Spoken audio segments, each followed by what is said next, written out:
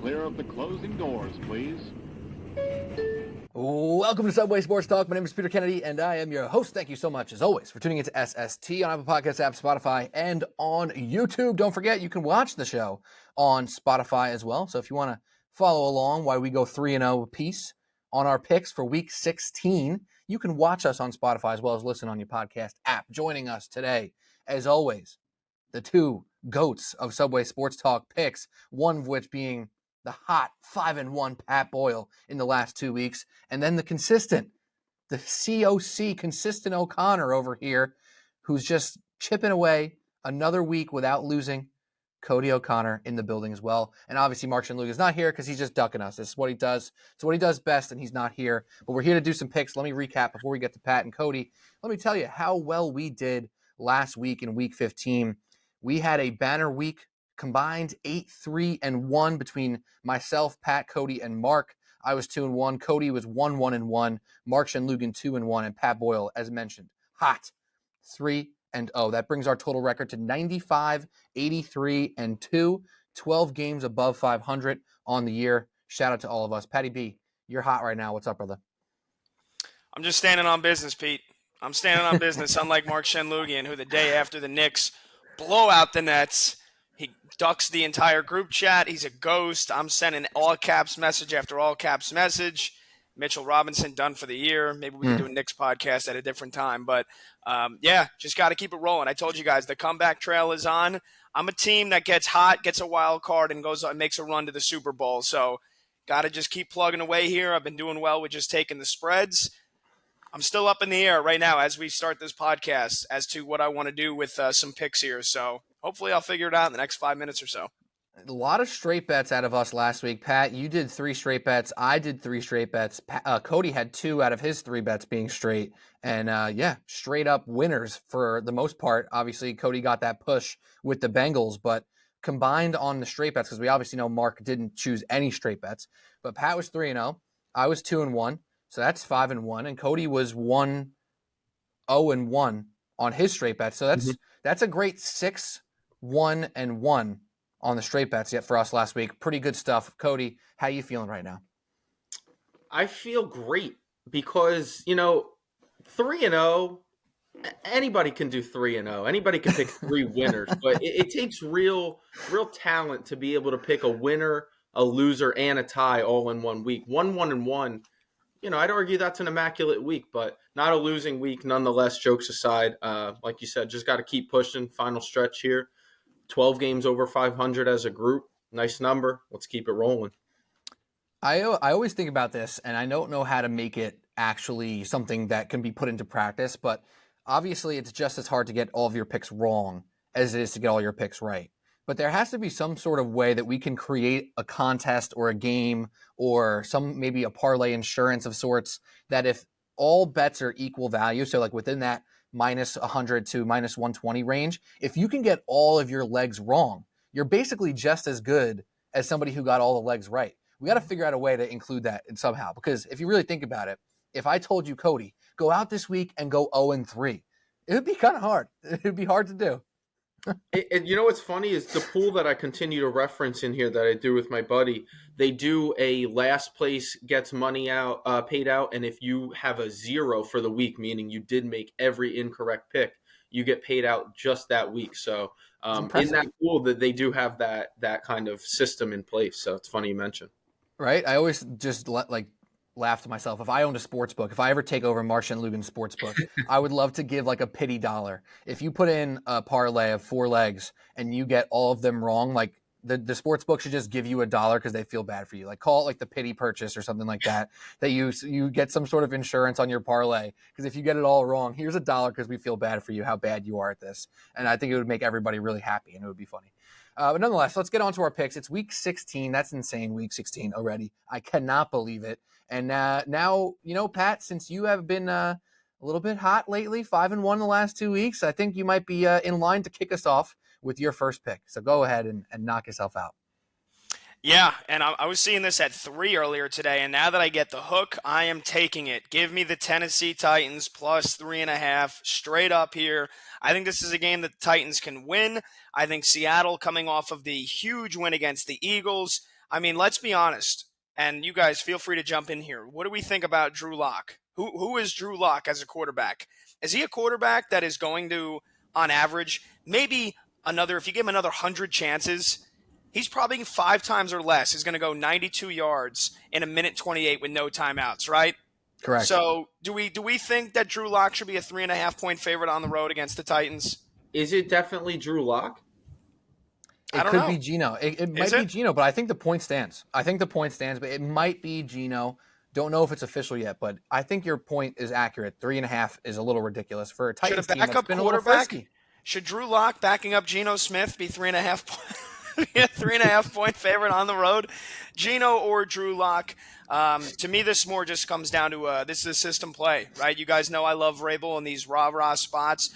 3.5 more than a field goal dog at home. I had him plus 13 a couple of weeks ago. They won outright against the Dolphins. They don't have much to play for in terms of their season, and their quarterback situation is very murky as well. Is it going to be Tannehill? Is it going to be Billy Beavis? Is it going to be Will Levis? I'm not sure right now. Levis did not practice again on Thursday. The point stands, whether it is Drew Lock, whether it is Geno Smith.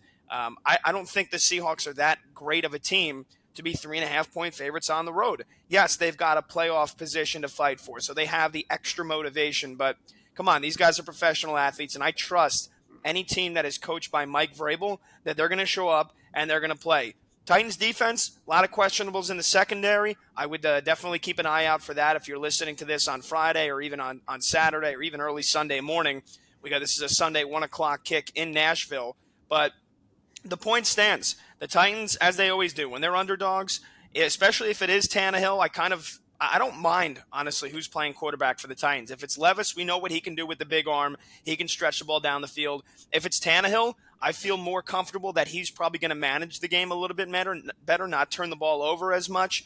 And it's his first game back, so you know he's trying to prove something, whether it's for the future, whether it's for a future contract, whatever his future holds. If it is Tannehill that starts, I like the Titans to be able to run the ball effectively against the Seahawks team that I just don't think is that great defensively, right? I mean, we know the Eagles have all their problems. So the main point is I'm not getting caught up in getting carried away with the win for the Seahawks on Monday night, a game that they lose 99 times out of 100 with that final drive. Titans have been playing pretty well regardless of what their motivation is to make the playoffs, right? 2 overtime losses in the last 3 weeks. The other 2 games, the win against Miami, and they took care of the Panthers all the way back on Thanksgiving weekend. So, this is a spot where I'm comfortable backing Mike Vrabel at home, 3.5-point dog. Give me the Titans.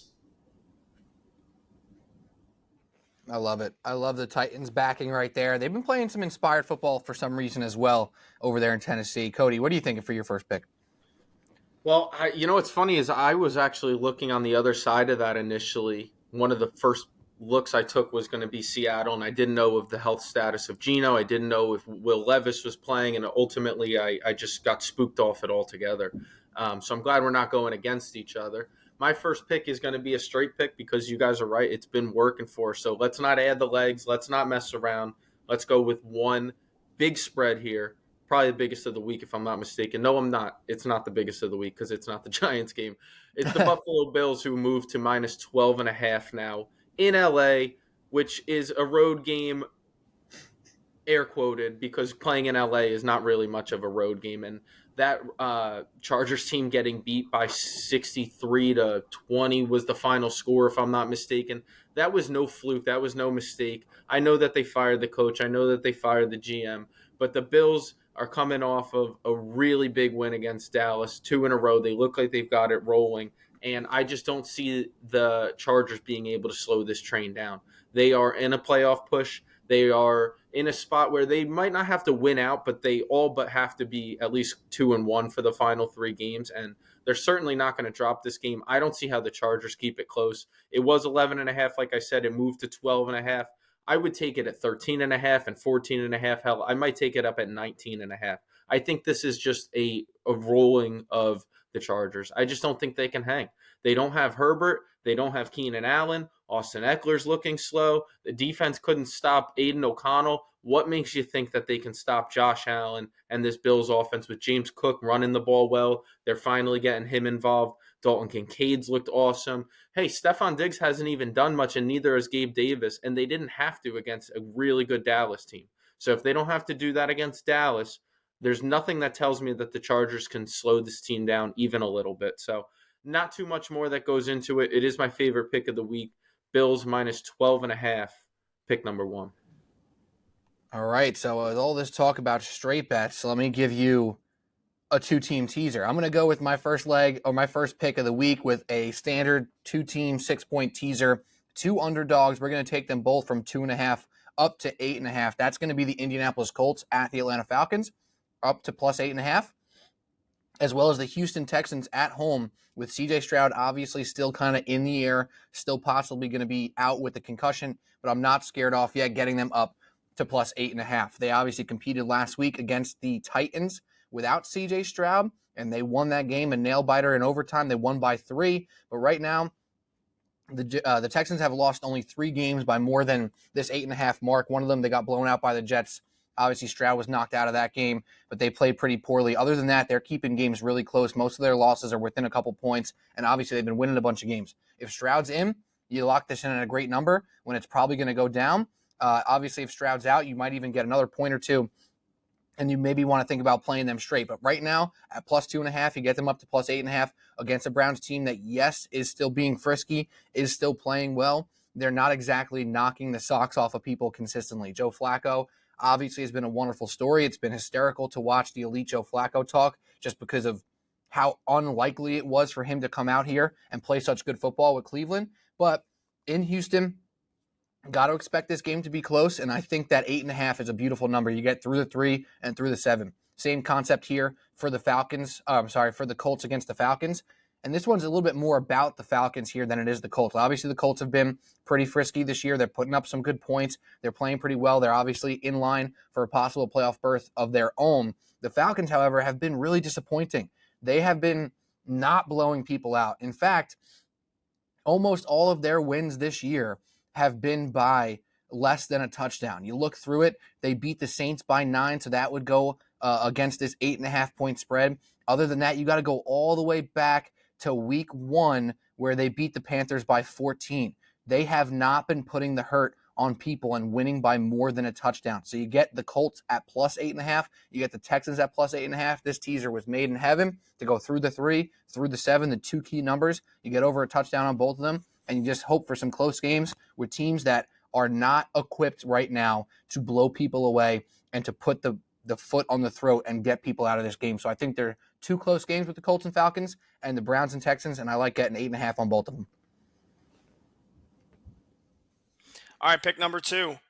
The matchup of the maybe most fraudulent teams in the NFL, Cowboys and the Dolphins, Sunday, 4:25 in Miami. The Cowboys and the Dolphins is the first game between teams with 20-plus combined wins, but just 1 or fewer wins versus teams above 500. How about that? So, I mean, we've had this argument. That's a freaking tidbit right there, Pat. Well played. Yeah. What a stat. Wow. I'm coming with tidbits. That's what you got on Subway Sports Talk with Patty Claus here on this Christmas weekend. I'm going 2-team teaser. I'm breaking the streak on the straight-up bets here. Give me the Dolphins plus 6.5, and I'm going to parlay that with the 49ers money line. So let's start with Miami. First of all, Tyreek Hill. I think he's going to play. If he doesn't play, if he gets ruled out on Sunday, maybe you don't feel as good tailing this. But I think Tyreek Hill is going to play. Didn't play last week. Dolphins had no problem scheming against the Jets. I mean, it's the Jets, so, Mike McDaniel coached circles around Robert Saleh. Going to be a much different story with Mike McCarthy here. But I think Tyreek is going to play, and even if he's not 100%, I think he's been playing banged up for a lot of this season. So Tua gets his number 1 weapon back. We know how good this offense can be. The Cowboys secondary has kind of been feast or famine this year, right? Deron Bland with all the pick sixes, and Stephon Gilmore has played better at times, but I mean, they're not susceptible to getting torched in the secondary. We've seen that at times this year. So they stopped the run pretty well. Miami doesn't run the ball all that great. I mean, hopefully Devon Achane plays, and I feel really great about this. But just as these injury reports are out here with Mostert and Achane both questionable here on Thursday night, when this game gets played Sunday afternoon at 4:25, I do feel good about the Dolphins keeping this close. And if they do lose, I don't think it's going to be by a touchdown. I think they keep it within 6. Then with the Niners, really kind of a trap spread, I think. It's right at 5. It's in between 3. It's in between 7. A lot of people think that the Ravens are due here. This may be a possible Super Bowl preview. I still think the Chiefs are going back to the Super Bowl. I don't care how average they've looked this year. I just think this is another game where the 49ers are at home. They will take care of business, right? They're going to run the ball as great as Baltimore's run defense has been this year. San Francisco has the better overall defense in my mind. And yes, the one thing is, can they contain Lamar? We saw Lamar go in circus mode on, in the last game for Baltimore as they dismantled the who did they beat 23-7? I'm blanking Jaguars. here. Yes, the Jaguars. Trevor Lawrence, again, all the points they left on the table, all the turnovers that they should have had points and got nothing out of. I think the 49ers are the better overall team. I expect them to run the ball efficiently. Purdy's been fantastic. This might settle your MVP discussion as well here on Christmas night when these two play. It's the last game of the weekend after you're all boozed up and liquored up and you've had all the Christmas you can have. If somehow you take the massive 3-leg favorite parlay that I know a lot of people are going to be on, right? Because let's be honest, everybody's going to bet the Eagles. Everybody is going to bet the Chiefs. So if you get those two to win, everybody's going to be banking on the 49ers to finish it out. And that's a risky spot to be in come Sunday night when you're full of liquor and food at 8 o'clock at night. But I do think the 49ers win this game. I just, it's been in my DNA not to trust Lamar Jackson in big spots like this and playoff spots. Most of the time he's not even healthy enough. He's been fantastic. He's been great. The Ravens defense has been great. Maybe they cover this one. If you like, you want to get the Ravens up 6-7 points to 10.5, I wouldn't be upset with that. But I trust the 49ers to win this game above everything else. So Fins plus 6.5, Niners money line. That's minus 122 odds. The best game of the week for sure. Maybe the best game to this point in the season. And I didn't know what to do with it. I know come Monday night, I'll do something with it, of course. But I didn't know, because it's tough to bet against the Niners and buy a team up when they've just blown out everybody. But that was my initial instinct was, I've got the Ravens at 5.5. If I can buy them up just 3 points to 8.5. Oh, Jesus. Sorry, my same game parlay could be fumbling right before our very eyes here as a punt was blocked by the Saints. I needed to stay under. Anyway, pick number 2 for me, Pete. We say this last week. We got another sandwich opportunity. And it's funny because my next pick will incorporate one of your legs on your last play. But this one is on the opposite side, and it's the Browns -3, and it's for the reason that I don't think C.J. Stroud is playing. And if he plays, I will have to, just keep this pick out there because I did put it out there. But I will not feel as good about it nearly. But from what I've seen, he's not supposed to play this week. And without him, the Texans were still able to get that win last week against the Titans, but they were pretty fortunate to do so. They had a ball go through a DB's hands on the Titans right there at the goal line.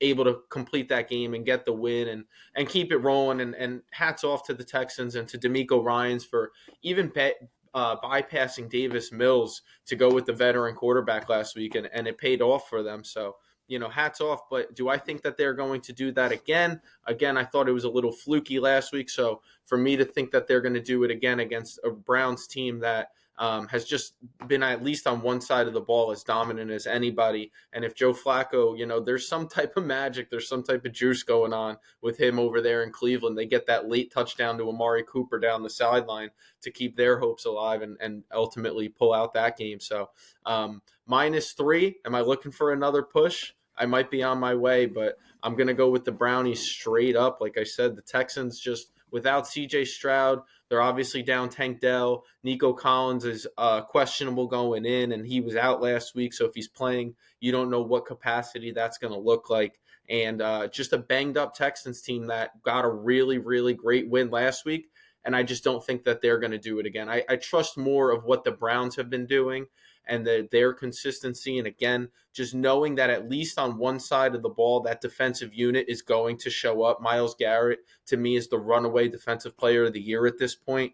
And so I'm trusting that defense can keep them in it, if nothing else, run the ball, control the clock, keep possession, don't turn it over. That's what Flacco's been doing. And if they can keep that up, -3 feels okay to me. So going with another straight leg here, and it's Browns, or rather a straight pick, one leg, Browns -3 for pick number 2. Now, Cody, I'm seeing on FanDuel that the Browns are -2.5. So I'll give you this opportunity right now. If you want to take the 2.5, you can book it. I'll allow it. On DraftKings, it's -3. On pregame.com, it's 2.5. And on FanDuel, it's 2.5. So if you want the 2.5, I feel like that's in play. Because I just used the 2.5 leg for my teaser. So, I'm just putting out an olive branch for you right now. Appreciate you. Of course, I'm going to take the 2.5. As much as I'd love to puff my chest out and show my confidence and say, no, you know what? I'll go the other way and I'll take a -3.5. I'll show you guys. Now I'll take them 2.5. Let's keep it simple. So give me the field goal to win it. Obviously, I feel much better at that. What's the? It's a little hard to see. -120. -120, but here, the straight. I put the camera up, my phone up to the camera here. It's probably reversed mirrored. You probably can't even read it there, but it is 2.5 on FanDuel, confirmed live. So I'm giving you the half point. I did try to do the scroll on DraftKings and see what -3 would be from -3.5, and I think it was -126. And we've kind of had it at -125, so there was no cheating going on over here. I said, I respect your honorableness there, but I'm giving it to you. 2.5. Browns -2.5. See, that's called good karma, people. That's what happens when you tell the truth. Ain't that the truth, all right? Petey Claus comes around, Patty Claus. Petey Claus. Handing out half points. Handing out half points like it's my freaking job over here. All right, what I'm going to do, though, now is I'm going to take a bet that is a little bit frisky at the moment because of what we've seen over the past 3 weeks for both sides here. So I'm betting on the team that has lost 3 in a row and against the team that has won 3 in a row. And that's going to lead me to taking the Jacksonville Jaguars off of the horrible loss in prime time. I'm taking them +3 at the Tampa Bay Buccaneers because right now, to me, that's just too many points, and that's the market overcorrecting to the Jaguars, who have been looking down and out lately. But what I've done all year long on this podcast, in the picks pool here that we're working with, I've been trying to find the spots where I think the market is incorrect because they're overreacting to what we've seen most recently. So right now, the Jaguars 3 weeks ago lost by 3 to the Bengals in overtime. They lost by 4 to the Browns 2 weeks ago. We know what happened on primetime against the Ravens just last week, where they left all sorts of points on the table over and over again. And what I'm honestly sick of right now, I am sick and tired of seeing that damn graphic between Trevor Lawrence and Daniel Jones trying to act like they are even in the same realm as quarterbacks here in the NFL. Like Trevor Lawrence is actually in the middle bottom half of quarterbacks like Daniel Jones so squarely is. I'm sick of it. And I think this is a spot where the Jaguars can show up and put out a great performance against a Buck team that everyone's getting a little bit hyped about right now. They just beat the Green Bay Packers, who I happen to find a little bit fraudulent. They beat them by 2 touchdowns. They beat the Falcons by 4. They beat the Panthers by 3. They're 3 wins in a row right here. Jaguars are 3 losses in a row. To me, that's a perfect spot to get behind Jacksonville, to get them +3, to take Trevor Lawrence, who is the better quarterback in this position. I don't care that Baker's been outplaying him for a couple of weeks now. Trevor Lawrence, I'm sick of the blasphemy. I'm sick of people trying to act like he's not a good quarterback. He is squarely in the top 10 conversation in the league, and I don't care that there's a couple bad games for him over the course of this year. And I definitely don't care that people are pulling in his first year to show stats being similar to Daniel Jones. And Pat, I know you and I went back and forth in the group chat a little bit talking about the stats and how much more similar they are than maybe we want to admit. And we took out Daniel Jones's worst season and we took out Trevor Lawrence's season, and they were still kind of similar. But I know when I'm watching football, as much as we all do, I do not see Trevor Lawrence being a mediocre quarterback. I see him still being electric, still being able to push the ball down the field. And again, you look at one of those games like they just lost to the Ravens and all those points they left on the field, that's not going to continue to happen. Not 4 weeks in a row. This team is too good. They have enough talent. Their defense is still fine. They're going to show up here and you get them +3. In reality, if I told you at any other point in the season that the Jaguars would be a 3-point dog to the Tampa Bay Buccaneers, we would assume Trevor Lawrence is out. Now, he's a little bit banged up. That's fair. That's accurate. However, he's playing through it. He's looking athletic. It's not looking like it's hindering him too much, and I'm not using that as an excuse. I think the Jaguars are a great money line play if you like them like I do, but you get them +3 and you feel wonderful about it. They have lost these 3 games in a row. 2 of those losses were by 3 points and 4 points. Minimum, this game will be close down to a field goal late in the game, but I like the Jaguars to win it outright. I'll take them +3 as my second pick. Pete, I didn't want to ruin your mojo, but it's looking like Trevor Lawrence is not going to play this weekend. I saw the same thing with a concussion, correct? Yeah, Rappaport did a hit at 7:30 p.m. today on Thursday and said the Jaguars are likely to play this weekend without Trevor Lawrence, still in concussion protocol. I appreciate you let me spread my wings and fly there, but obviously that will have to make me reconsider everything that I just said. I wanted to make sure I was right before I chimed in and broke your mojo there, but yeah, I don't think he's going to play. Oh, he's in concussion protocol right now, which is definitely unfortunate and makes me feel better about how I looked at the spread and said that they'd only be +3 if Trevor Lawrence wasn't playing. So it looks like I was not completely inaccurate with my process in looking at the spread there. However, I did not have all the information at hand, and I probably should have confirmed that. I looked at that pick a little too early before I saw the news. I was in transit, and here we are. So maybe I'll circle back on that and put out a new pick. But yeah, how about that? I don't know really what to do with my hands at this point in time. Again, as you were doing it, because I saw the spread and I was like, oh, I know Lawrence is in concussion protocol. I'm not sure if he's going to play. And then I wanted to confirm. But yeah, Rappaport did put out a tweet that he is likely to not play. So, Yeah, I saw the same because I was actually going to take the Jags. It was +1, I think, when I saw it earlier today. And then later in the day, I saw that Trevor might be out. And so I completely scrapped the pick as well. Because I liked it. I thought the same thing as you, Pete. So your head was in the right place.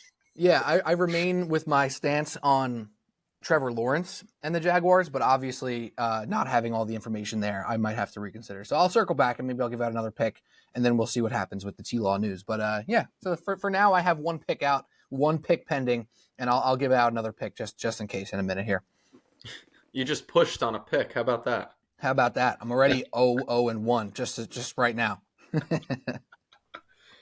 right, Pat, hit us with number 3. I'm up for my last pick, right? Okay.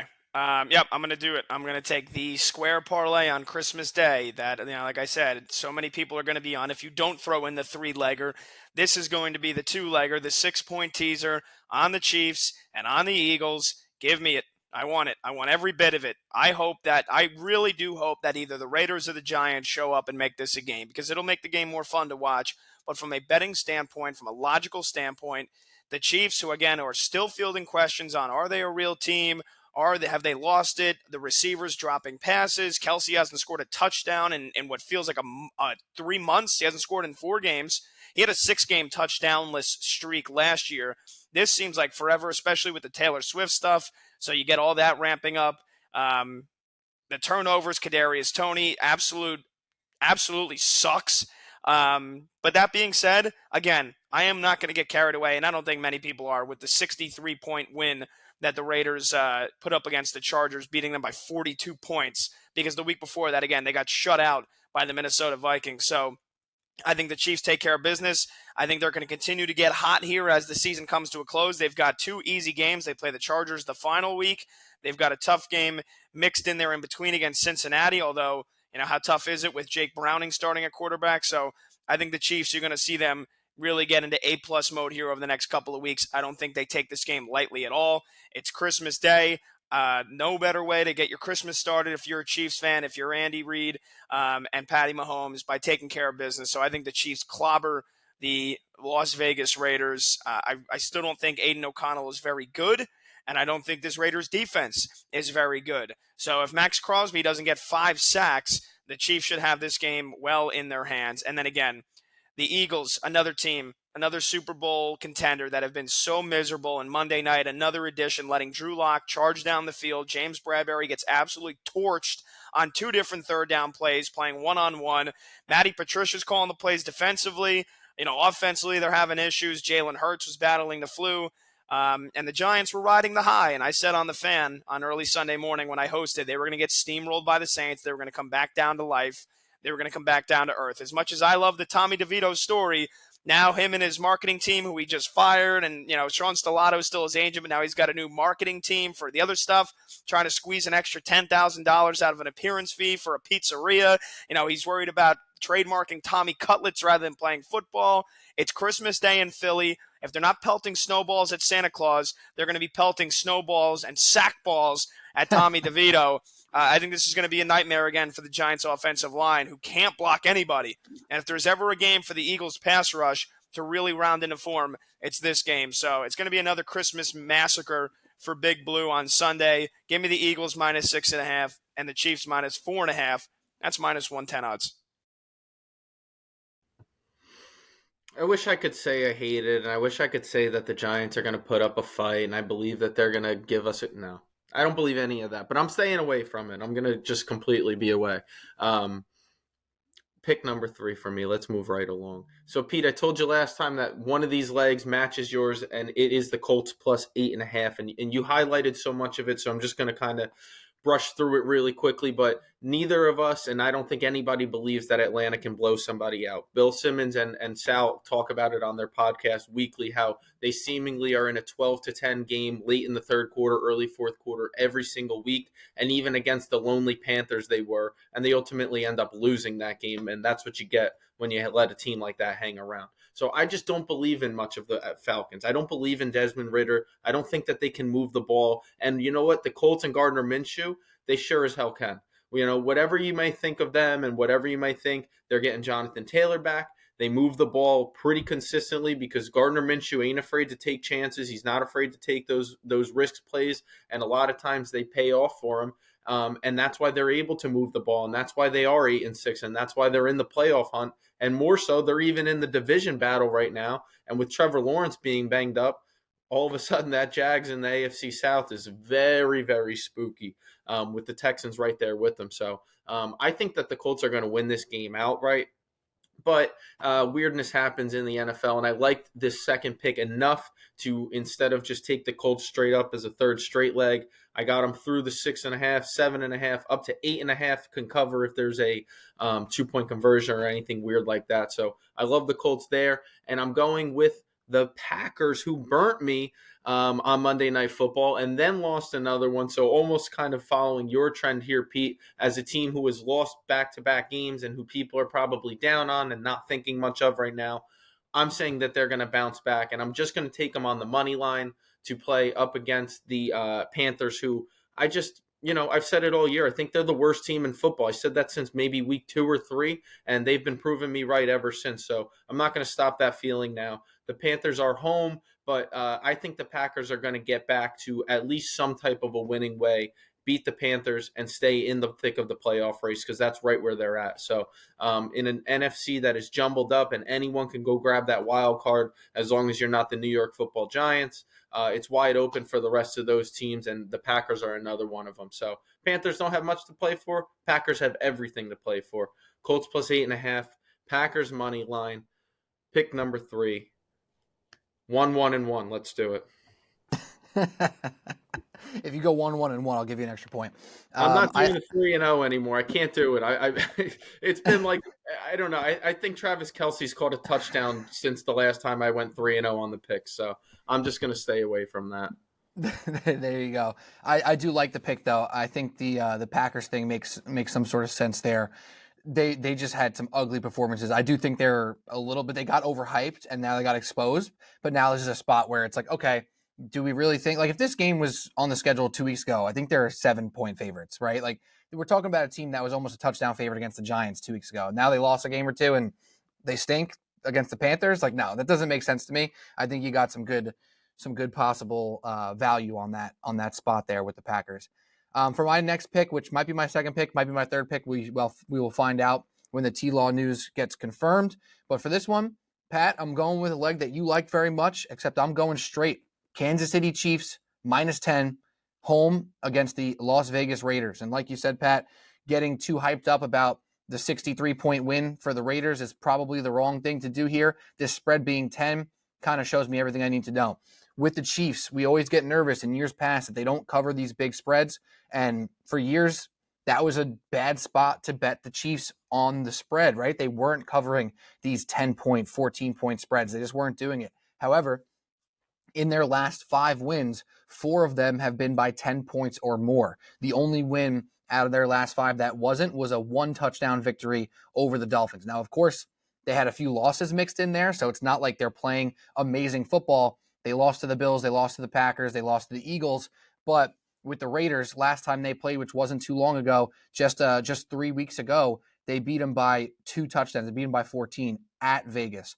I think in Kansas City, you get the 10-point spread. You feel great about it. They are going to come out with a vengeance here. They just feel cheated. They feel like they, lost that game in Buffalo that they shouldn't have. They come out, they beat the Patriots by 10. You probably would like to see them do more. However, they still, when you look at them and you look at the makeup of their statistics, they're still a top 5, top 6 offense in the NFL from a yards per play perspective. They are running the ball back. Pacheco might be back this week. Even if Pacheco's not, Clyde Edwards-Helaire showed up and did some good stuff for them the past 2 weeks, filling in there. So maybe they're getting some stuff back. Jerick McKinnon obviously scored too. So I think the Chiefs are a great spot here. And this year, different from years past, they are actually covering some of these bigger spreads. So I'm not nervous by the 10. I want to keep it simple, and I'm going to do just that. Kansas City minus 10 is my second or third pick. We shall see. So that's all the picks. So I'm going to make another pick. I'm going to make a little just-in-case pick here as well. And I'm going to go with another favorite, which now makes me a little nervous that I'm on another favorite here. But some of my other picks are on the underdog, so I'm not going to overthink it there. I'm going to take the Detroit Lions at Minnesota, currently minus 3. The Detroit Lions obviously played an awesome game last week. They were down and out for a little bit there, but they found something again. They moved the ball again. They were doing all the good stuff, and the Detroit Lions are seeing the writing on the wall here that they need to kind of replant themselves in this conversation for contenders in the NFC. What better chance to do it than a divisional matchup on the road? It's still in a dome, so it's not going to be a whole Jared Goff can't play in the cold situation. So that's all positive for the Lions here. When you think about these two teams, the Vikings have been a nice story. They've been exciting here and there, but whether it's Mullins or Hall or Josh Dobbs, it's also been coming down where the other shoe is dropping on this Vikings team, where they're not as consistent as they should be. Obviously, losing Kirk Cousins all those weeks ago, they're just not the more talented team here. I think what makes you a little bit nervous about this matchup is the Brian Flores factor. Him putting pressure and blitzing a lot. Goff does not do well in those situations. But if the Lions can find that rhythm early, I think they're going to be the type of team that if they catch the lead early, they're going to run away with this game and possibly win big. So getting them at minus 3 feels pretty good for me. That'll be my backup pick if T-Law is actually announced out between now and I'll say Saturday probably. So I have 4 picks out there right now. Lions, Chiefs, straight up on the spread. Lions minus 3, Chiefs minus 10. The 2-team teaser with the the Colts and the Texans. And then we'll see what happens with T-Law. So that's my 4th pick of the week, and we'll see what happens. That's it. All right. Good stuff. Week 16 in the books. Any last words for the fellas here? Cody, you got anything to say? Just got a little lucky with an offsides call that ended up with the Rams kneeling it out to keep it under 52.5. And I just sent it in the chat, hit a nice plus 550. So the Thursday night magic, it continues. Let's roll into the weekend. We love that. And Patty, how about them Knicks the other night? I know it's sad that Mitch Robinson might be out for the season right now, but they're playing some decent basketball lately, and it felt pretty damn good that they put a hurting on the Brooklyn Nets, didn't it? Yeah, absolutely, bro. 3-2 road trip. 4 of those games out west, and the 2 games they lost were one against the Clippers, who have been absolutely red hot, and giving up 144 points is definitely concerning. But look, Kawhi has been a machine. The one loss that you obviously hate to see is them losing to fucking Utah, but for Jalen to have that 50 burger and them to beat the Suns, to beat the Lakers, and then to absolutely throttle the Nets. Now that we got another test here. Who are the Knicks? How close are they to being a real legit contender? How far off are they from the level of the Bucks and the Celtics? We're going to find out because they play the Bucks Saturday afternoon and Christmas Day afternoon. So 2 straight with Milwaukee. Then they play the Thunder. Then they play the Magic and the Pacers on the road. Then they play the Timberwolves. So we're really going to find out who the Knicks really are here, especially without Mitchell Robinson over the next 2 weeks. It's a very exciting stretch coming up, but They've been playing great, and bro, it's always nice to put little bro back in his seat. Yeah. That one's directed right at Mark Shenloogian. He deserves that after he made fun of the Knicks for losing to the Jazz right before the Nets went into Utah and lost the same exact way. And man, listen, playing in Utah, especially with Lauri Markkanen back, because he was out for a little bit there, they're good at home. And Lauri Markkanen's top tier player in this league. He can get buckets, and they're a frisky team, right? We're not going to pretend like the Jazz are amazing, but there's worse teams to lose to for sure. So yeah, I think it's a good road stretch there for the Knicks. Excited to watch them kind of continue to put things together. Excited for Quentin Grimes, who's been shooting better since I posted that video on TikTok and Instagram. And a lot of people came in the comments, Grimes sucks, get rid of him. He's been 50% from three since he moved to the bench. And I got to say this, Pat, real quick, because I find it kind of interesting, and it could be a negative overall for the Knicks. Ever since Grimes moved to the bench, he's getting more shots, and he's shooting 50%. Dante DiVincenzo, however, though he had a great game against Brooklyn, his first 4 or 5 games as a starter, the shots just weren't finding him, right? So is that a little bit problematic to you, that person who's fitting into that 5th spot in the starting rotation there is maybe just not getting the looks that they need to be consistent because Brunson, Randall, and Barrett just kind of control the ball so much? I don't know. I know it didn't matter in the Nets game. DiVincenzo played great. He got many shots up and was awesome. But it's a little bit weird to me that guy, whether it be Dante, whether it be Grimes, haven't been finding that rhythm consistently in that starting lineup. Well, I mean, hopefully Dante continues to get looks like he did against the Nets, and he was all over that game too. I mean, he had 5 rebounds, awesome. I think, in the first quarter.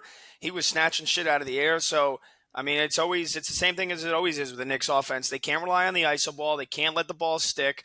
They've got to find that shooter, right? Because they need a 3-point shooter, right? Jalen can do it on a certain night, right? When he drops 50, Julius can do it on a given night. But when neither of those guys are playing their A game, they need that shooter. And Quentin Grimes, in my opinion, hasn't been that, might never be that.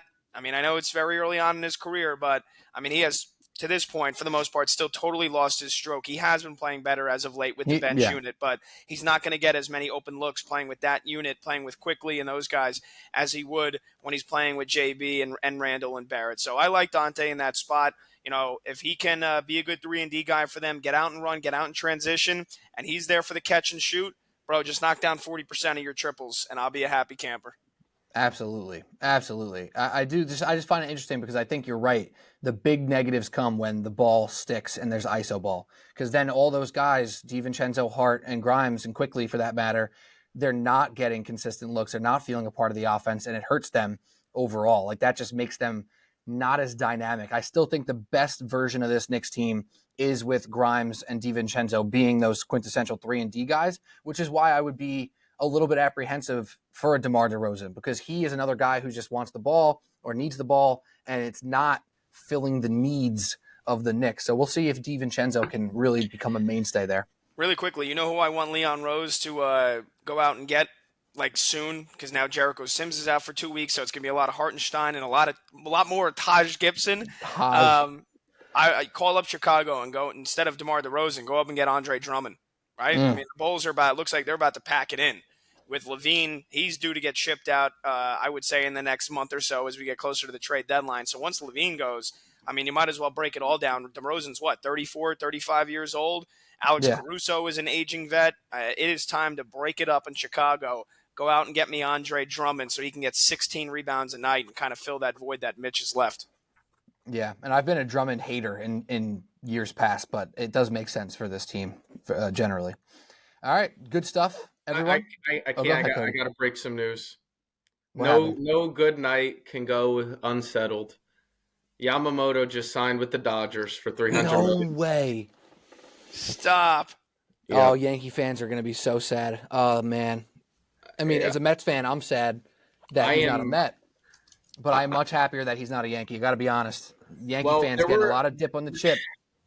There were links to Philadelphia too, which would have made me just off myself. I don't know. The Mets are going to pivot, and they're going. I'm telling you right now, they're going to go out and they're going to sign Blake Snell. And if they overpay him and sign him too long, I just don't think he is the Cy Young that he's going to get paid to be. And I know it's the right pivot. It's probably the only one now. But their offseason has now been relatively disastrous because they haven't really – that was the move. And now the Dodgers are probably going to be like plus 100 to win the World Series because they have the entire MLB. Thank God 12 that parlay. years. Oh my God. 12 years, $325 million for Yamamoto. 12-year deal off rip. Wow. Dodgers saying, screw it. Money's not real. It's oh not my real. gosh. He's not going to get paid until what, like 2046? My God. Him Man. and Shohei, man. Look at them. Good for them, man. Good for them. But wow, what a world of MLB right now. 12-year deal for a guy who's never thrown a pitch in the big leagues. And granted, he looks like he's going to be off the charts great. However, 12 years, man. Woohoo. Wow. That's insane. That's insane. The Dodgers suck, man. This is the worst. That Kobe Bryant and Chris Paul couldn't even play together under David Stearns, but they're going to let the entire Japanese World Baseball Classic team go play over there to meet up with Mookie Betts and Freddie Freeman. Oh, God.